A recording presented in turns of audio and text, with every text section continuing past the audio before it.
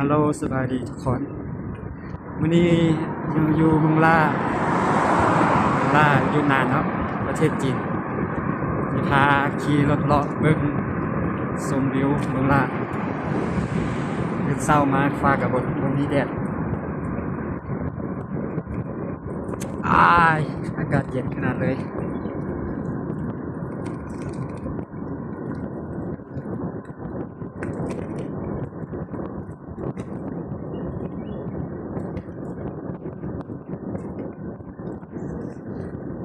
ใส่กล้องโทรศัพท์ถ่ายผมมีขาตั้งกล้อง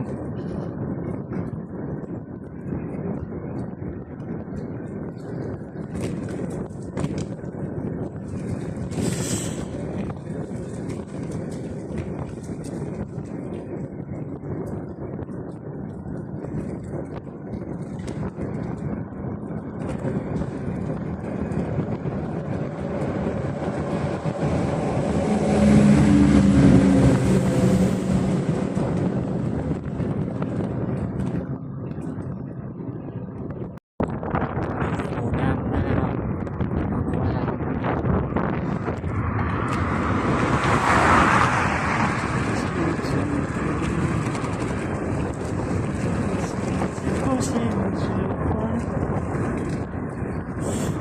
อากาศหนาวขนาดเส้นทางบ้านเขา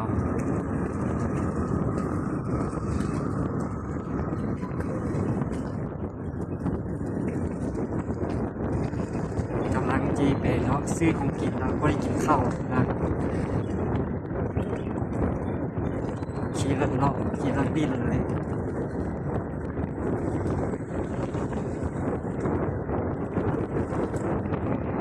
ไม้ชักทางกับกำลังปลูกเริ่มปลูกไม้แล้วดูไม้เพียง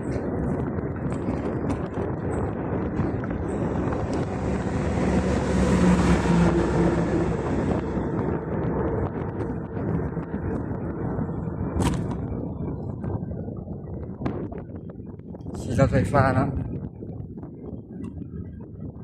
เดินเชือก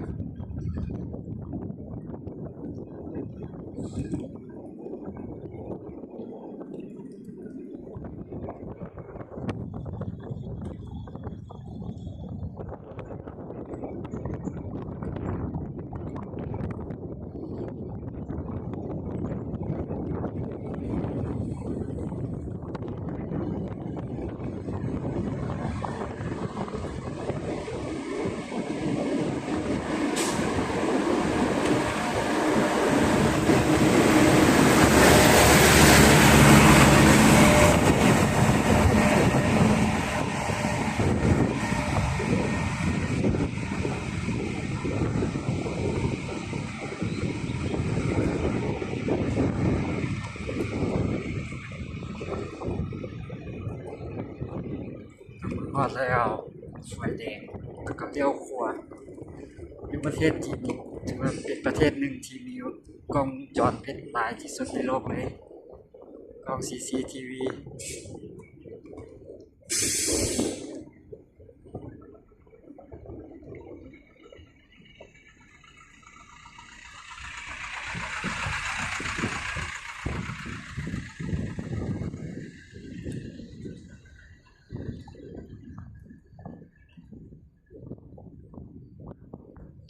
อยู่ประเทศจีนรถนี้จอดอยู่ใส่ก็ได้เลยมองมีเลยที่ว่าจะคำว่าติเสีย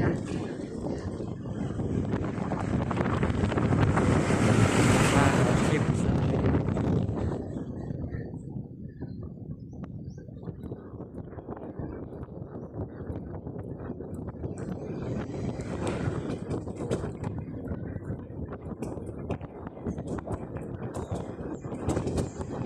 อีกอย่างหนึงครับ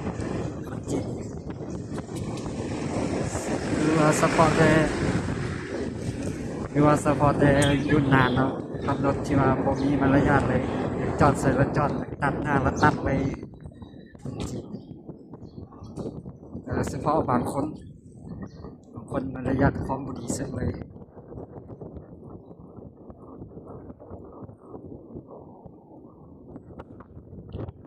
บ่ต้องดราม่าเลยว่าคนจีนบ่ดี คนจีนคนดีก็มีคนบ่ดีนิสัยบ่ดีแท้เลย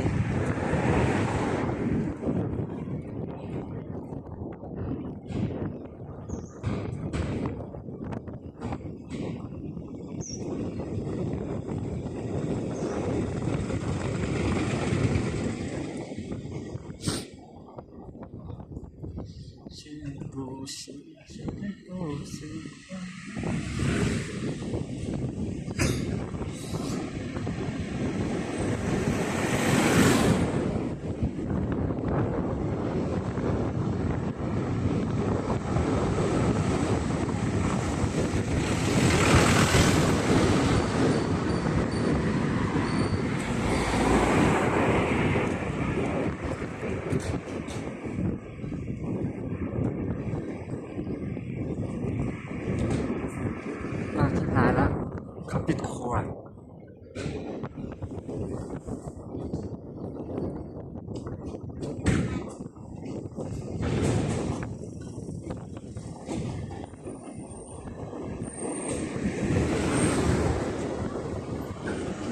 ไปว่าท่านนี้จะได้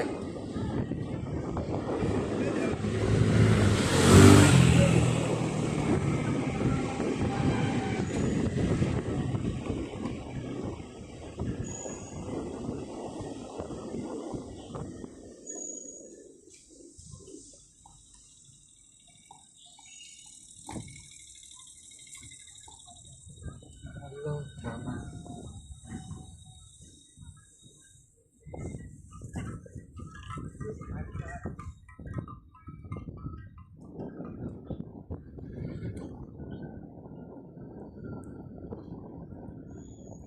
พาขี่รถเลาะเบิ่งเมืองเขาเนาะเบิ่งผังเมืองเขาเมืองล่าเวียดนามภาคใต้ของติดกับสปป.ลาวติดกับบ่อเต้นเนาะติดบ่หันเมืองล่าบ่หันบ่เต้นเนาะติดกับบ่อเต้นทางออกมันทางออกบ่เต้นเนาะ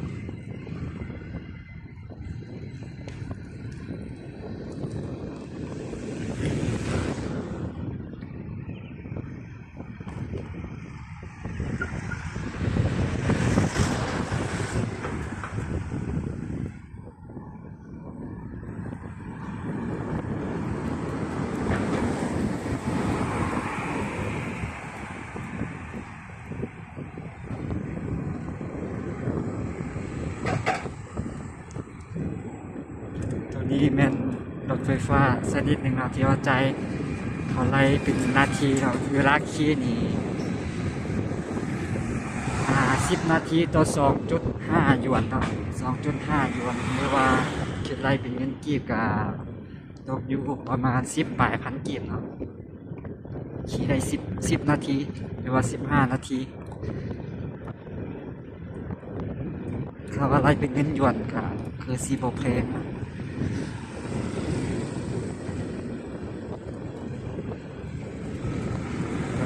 ตลาดกลางคืนนี่แม่นแลนด์มาร์คอย่างหนึ่งเนาะที่ประเทศที่เขามักมาเลาะเล่นกลางคืนเป็นสวนสนุกหรือว่าเป็นบ่อนเที่ยวกลางคืนขายเครื่องกับตลาดกลางคืนเนาะตลาดกลางคืนแล้ว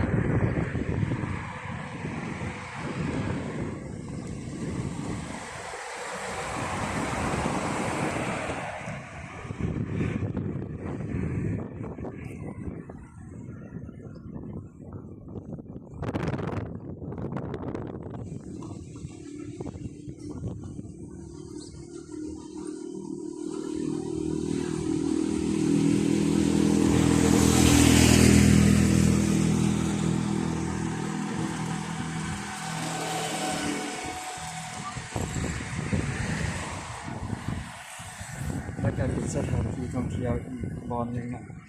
ที่นักท่องเที่ยวนิยมมาเที่ยวเนาะเมืองละ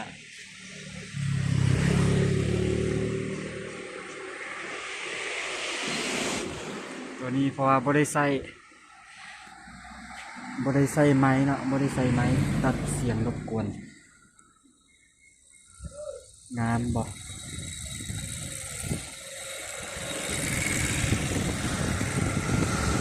มันจะใกล้ๆกับอยู่12 กันนามาอยู่เชียงอี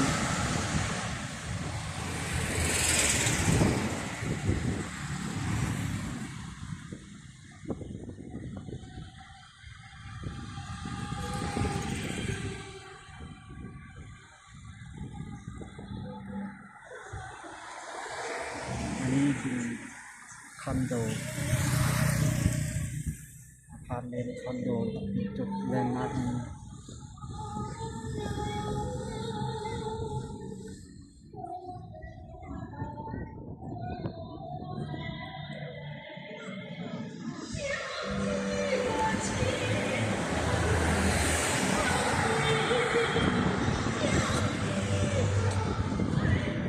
สถานที่ท่องเที่ยว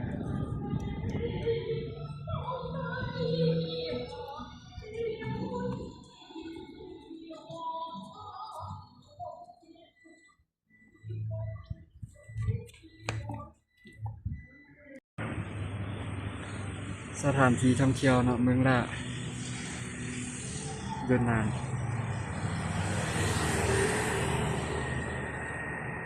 อยู่ภาคใต้ของจีนเนาะติดกับเมืองบอฮันติดเข้ากับบอเตนเนาะออกทางบอเตนสู่สปปลาวอีกเมืองหนึ่งที่ว่าน่าเที่ยวเนาะ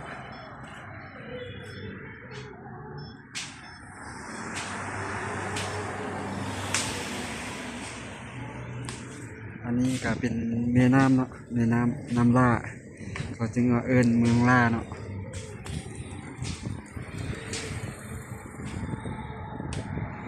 อันนี้แม่นรถที่ว่าเขาขี่ลิ้นนู่นนี่เนาะ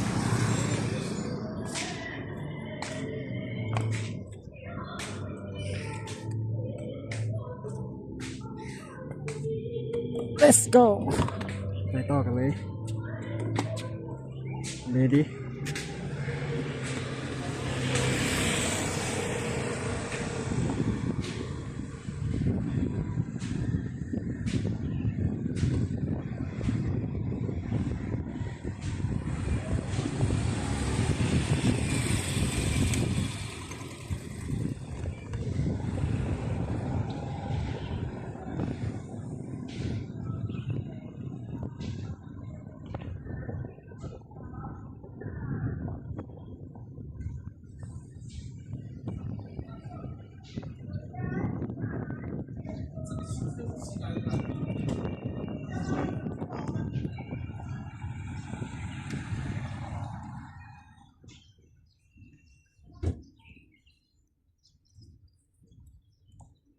บ่ฮู้ว่าเป็นร้านแหล่งช้อปปิ้งเนาะ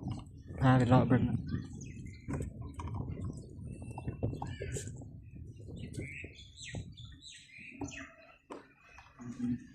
สวนสาธารณะ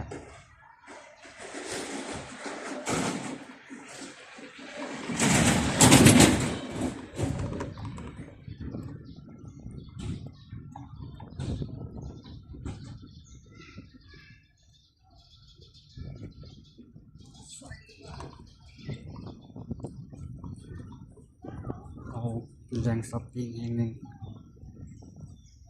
แหล่งบอลลินเนาะ.com หลายบ่ไปสิไปออกคือทางใดกับขอกลับทางเก่าดีกว่า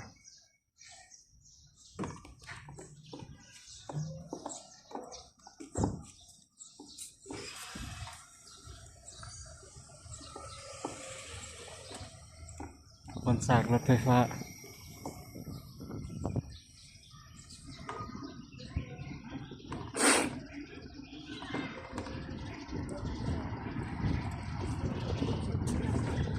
แต่ว่าเศรษฐกิจของจีนนั้นฟุ่มเฟือยอยู่คึกคืนอยู่นะบนการใช้ชีวิตของเขาเจ้าก็คือว่าคึกคืนอยู่หลังจากการฟื้นตัวของโควิดนะเขามีการอุดหนุนหรือว่าการใช้จ่ายภายในที่ว่าหลายเติบประเทศจีน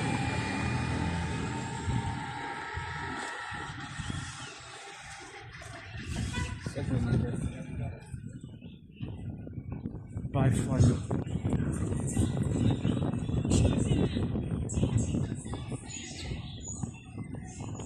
อ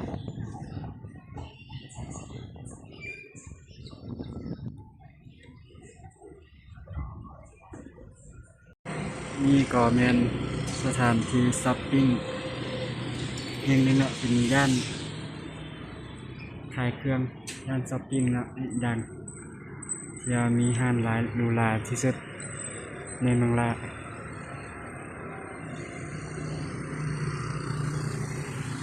เขาเอิ้นว่าจะได้แรงมากหนึงของเมืองลาวเนาะ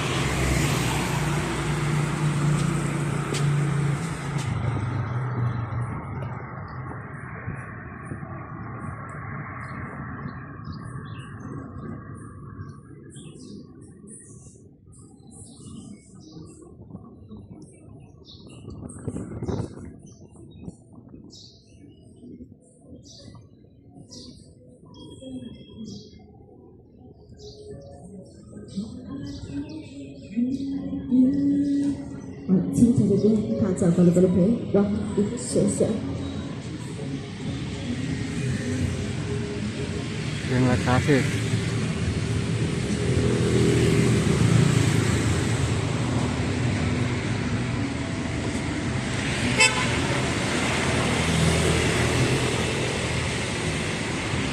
ราคาแบบใดก็มี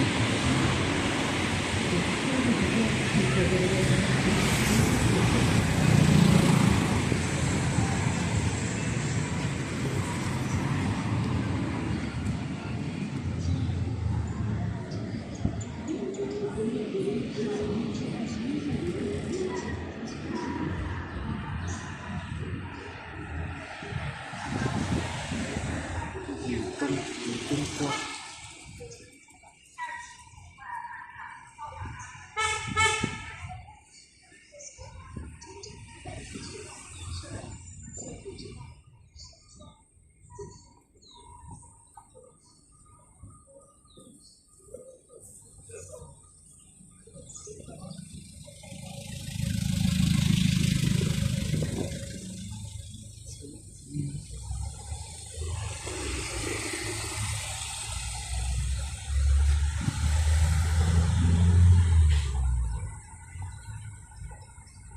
แดง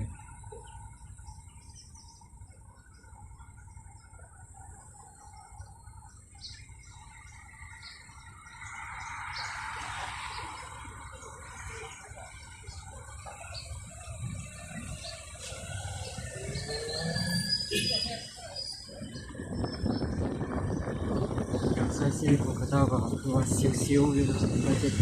กินมันว่าขึ้นหลาย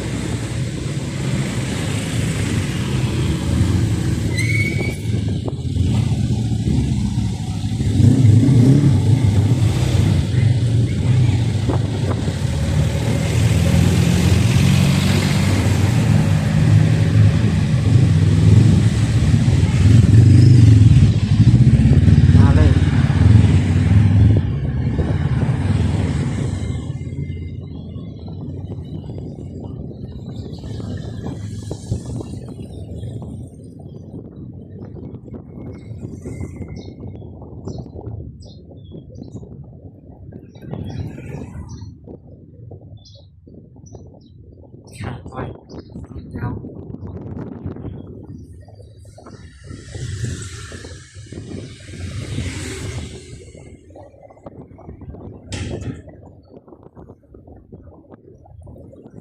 ปั๊มน้ำมันส่วนใหญ่อาจจะเป็นปั๊มน้ำมันรัฐมาเนาะของกรมบริษัทซีโนเปกของฮ่องกง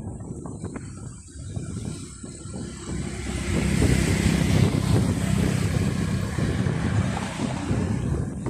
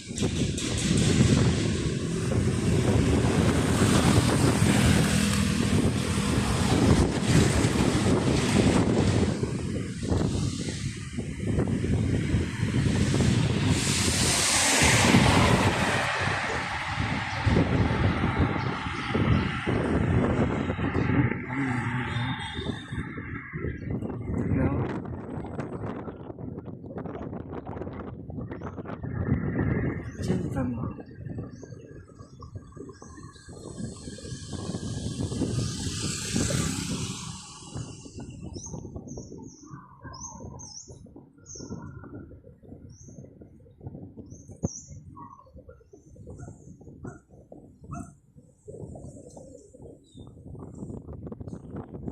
สูงอายุนมกัน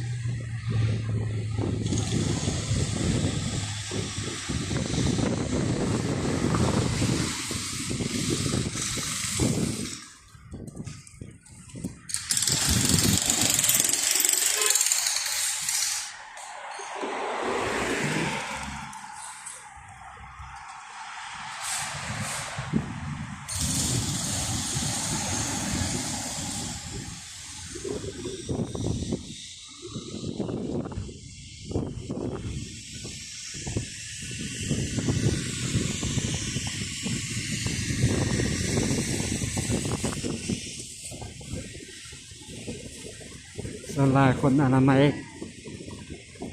ถนนหนทางอาจจะอนามัยตอนกลางคืนเนาะตอนกลางคืนเขาสิบ่อนามัยอยู่ในเขตเมือง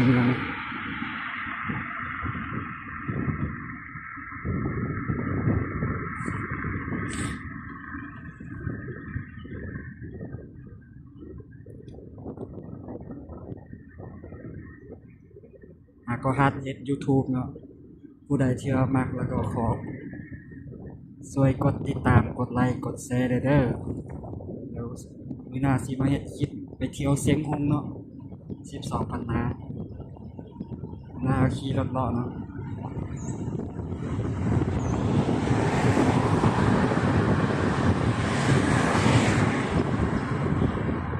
อันนี้ก็เป็นทางออกไปคุยมิงแล้วเนาะตอนนี้มันออกไปคุยมิงเราสิ้นสุดแล้วเนาะขอจบคลิปเพียงเท่านี้